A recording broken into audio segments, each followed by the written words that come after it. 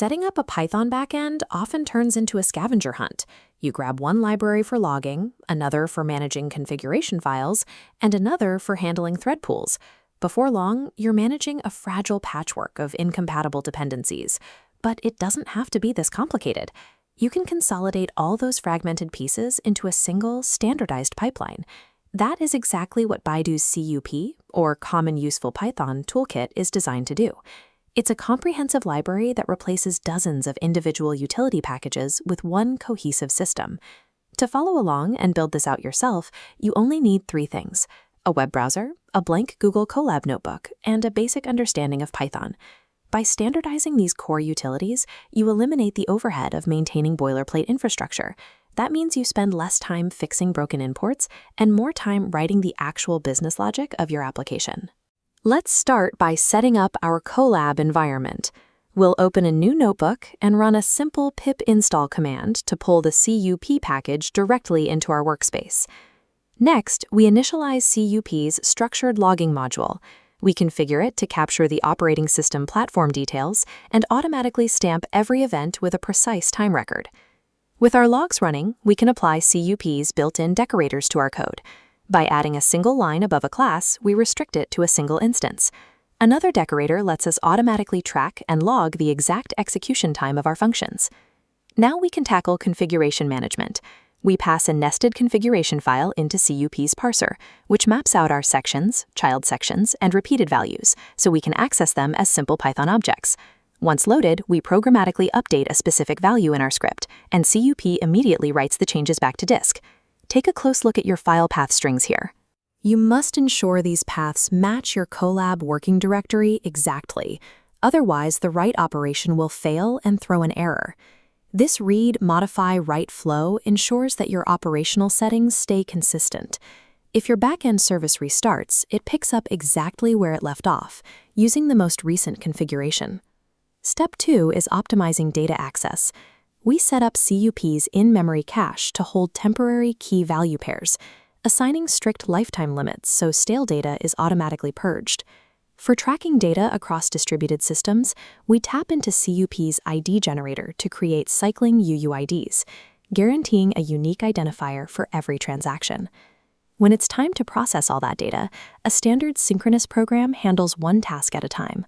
A thread pool, however, splits the workload, distributing multiple tasks across available cores simultaneously without blocking your main application.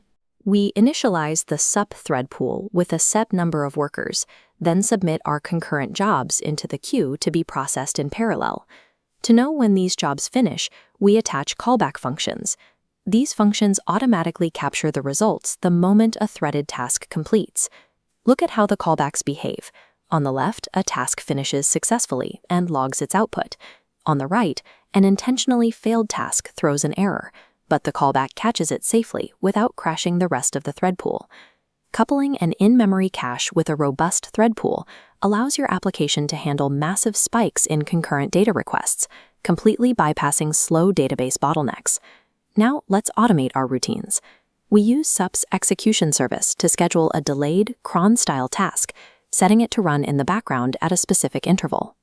To make sure our scheduled tasks don't overwhelm the machine, we call SIP's System Resource Module to extract real-time metrics on our available CPU cores and current memory usage. We also apply an advisory file lock to the script.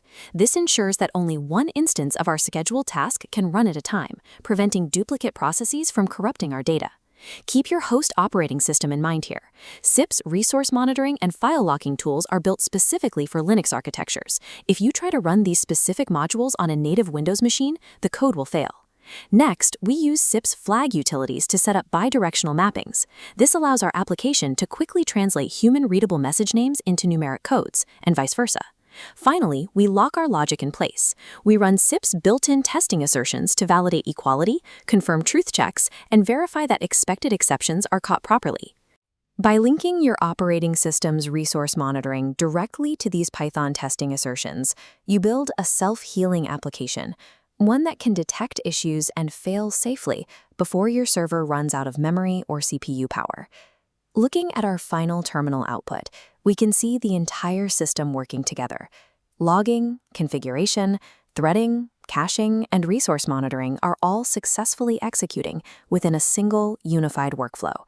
That is the value of standardizing your backend infrastructure. It locks your architecture into a secure, predictable state. You now have a comprehensive utility belt, thoroughly tested in Colab, and ready to be dropped directly into your next automation script or backend service. Mastering a unified toolkit like Baidu's CUP takes your work from a fragile collection of patched-together scripts to resilient, enterprise-grade software. You can download the complete code repository from the link below to get started on your own workflows.